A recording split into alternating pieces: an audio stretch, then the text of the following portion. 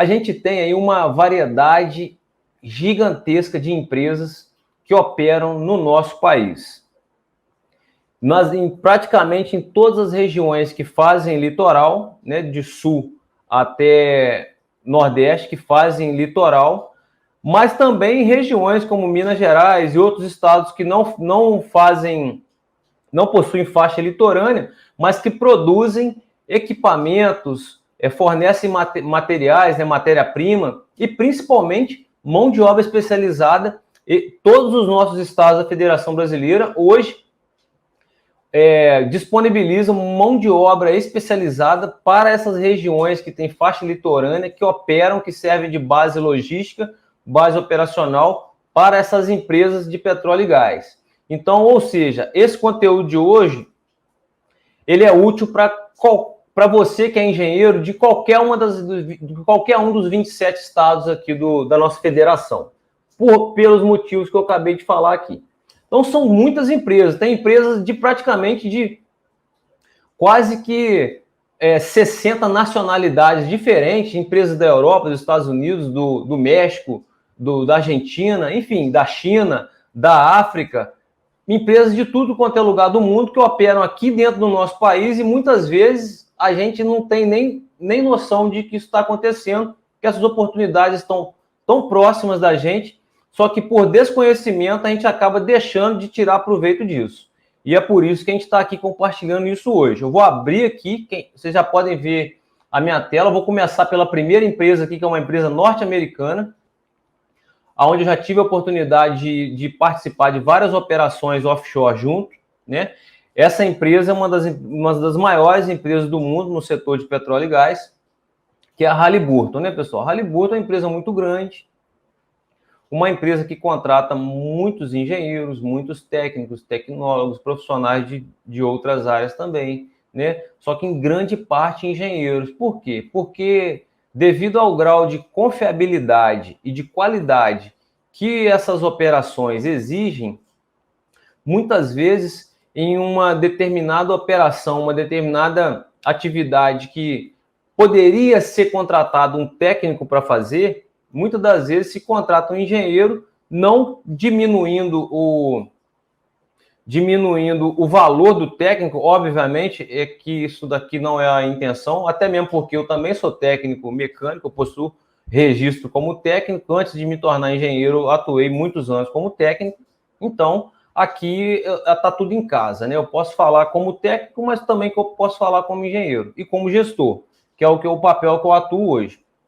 Então, a intenção aqui não é diminuir o valor do técnico, e sim dizer que muitas empresas, é fato, optam por contratar profissionais engenheiros para fazer um trabalho, grande parte do trabalho que um técnico faria, mas agregando também outras habilidades, como, por exemplo, a habilidade administrativa, de gestão e liderança que o engenheiro tem. Então, muitas dessas empresas multinacionais elas acabam juntando, né, a parte técnica do hands-on, né, do meter a mão e fazer o serviço mesmo que o engenheiro é capaz de fazer, de entregar, e também aproveita essa parte da gestão e liderança e a parte administrativa que o engenheiro também tem, que ele é preparado para isso na formação. Então, muitas empresas optam por contratar profissionais engenheiros, que ela sabe que ela vai pagar um salário bem maior. Por exemplo, o engenheiro que ganha o piso da categoria, que hoje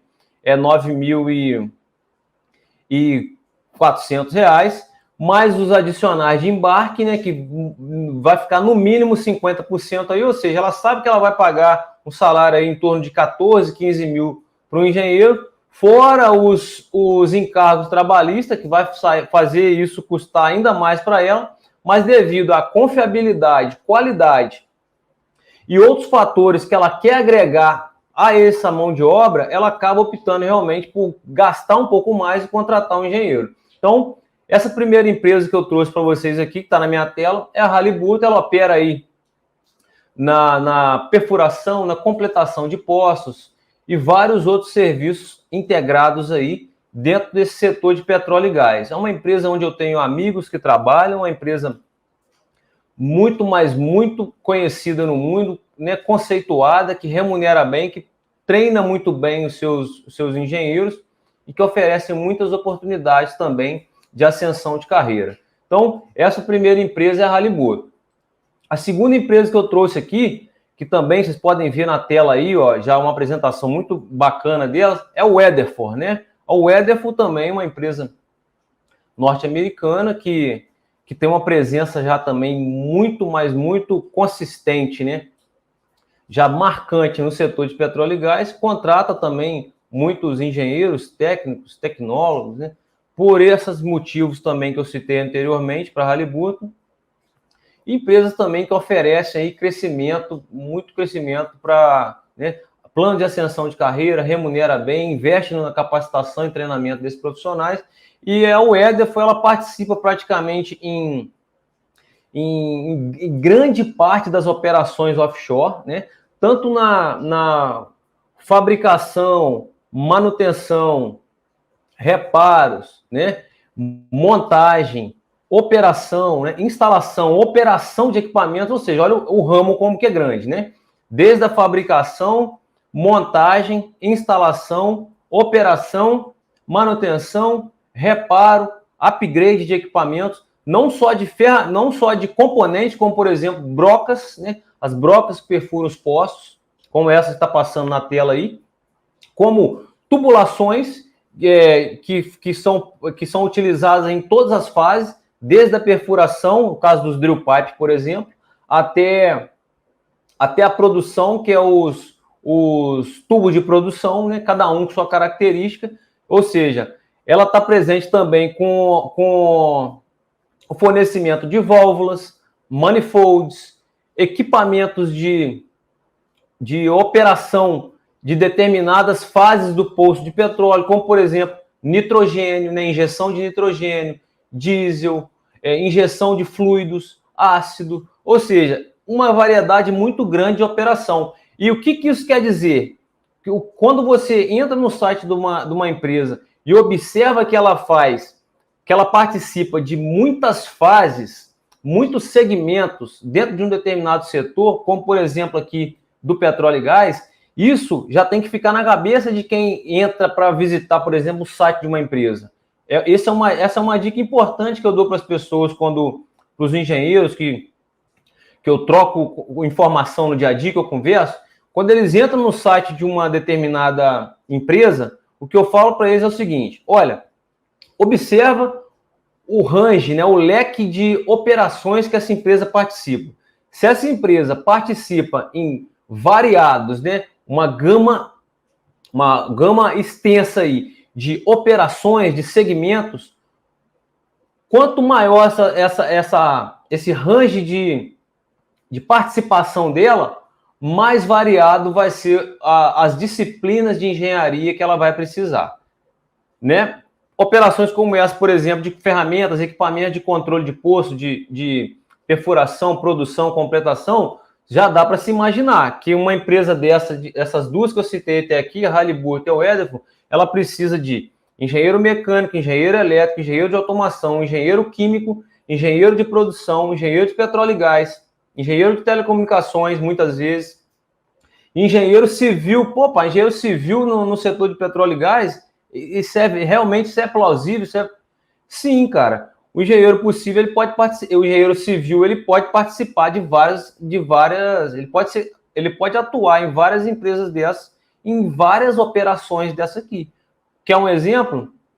No setor de cimentação, né? Setor de cálculos estruturais para plataforma, no setor de controle de poço, de perfuração. Muitas empresas contratam o engenheiro civil, porque o engenheiro civil ele estudou, né, se aprofundou seus estudos em uma determinada área, e essa determinada área, a teoria, os princípios disso que o engenheiro civil estudou lá para a engenharia civil, também, esses princípios, fundamentos, são também aplicáveis no setor de petróleo e gás. Então, ela aproveita essas habilidades, esses conhecimentos, que vai ficar mais fácil dela treinar esse profissional. Então, é possível. Engenheiro químico, ou seja, no mínimo, aí eu citei aqui de 8 a 10 especialidades da engenharia que podem atuar aqui em diversas empresas dessas de petróleo e gás. É o que acontece muitas vezes com profissionais que têm acesso a essa informação que eu estou trazendo aqui hoje. O que eles fazem? Eles ficam sabendo disso, procuram conhecer pessoas, né, montar estratégias eficazes que vão os levar levar o currículo deles até a mesa do recrutador. Chega na entrevista, tem uma determinada preparação adequada para a entrevista, né, baseada em estratégias que preparam de forma eficaz o candidato ali para a entrevista. Ele entra, faz a entrevista, se dá bem, é contratado, e a pessoa, às vezes o cara está lá, engenheiro direcional. Ninguém sabe a especialidade do cara. Vai ver, o cara é engenheiro químico, é engenheiro civil, é engenheiro de produção e está atuando como engenheiro de posto direcional. Por quê? Porque eles soube que para uma contratação para qualquer um desses cargos que eu citei aqui, a empresa muitas vezes ela não tem uma preferência por uma área da engenharia, e sim por aquele conhecimento que o profissional traz da área onde ele estudou. Simples assim. Então, a Weather foi uma também grande empresa que vocês podem ver aí na tela com vocês.